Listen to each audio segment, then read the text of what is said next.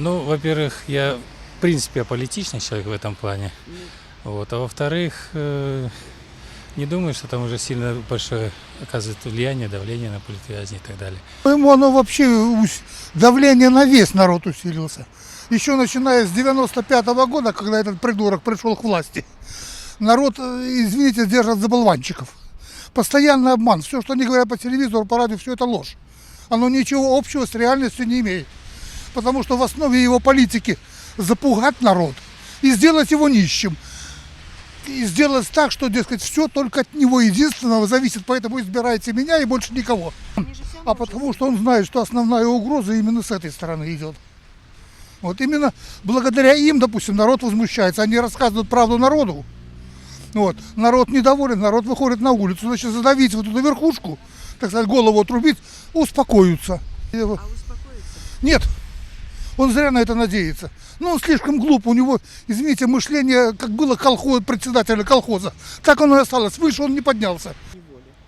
Почему вы считаете, что есть давление на них? Если в мозгах мало серого вещества, то да, можно и вскрывать. А кто-то вам сказал, что там издевались. Ну, нет. Нет, а вы Воскресенского слушали когда-нибудь? Он там был. У него что, порезаны вены? Или нос разбит? Извините, пожалуйста. То есть на них там давление? Вот я не знаю, что касается тех, кто уже сидит, но на тех, кто не сидит, усилилось. Ну, мне кажется, сейчас оно не может убавляться, это давление. Оно, наоборот, нарастает и у всех людей. Потому что время идет, ничего не меняется, и все сейчас в стрессе. Ну, с режимом. Вот. Ну, я думаю, скоро все поменяется. Ну, потому что на режим давление оказывается. И поэтому оно в истерике бьется. Вот. Вы знаете, я эту ситуацию знаю не снаружи, а изнутри.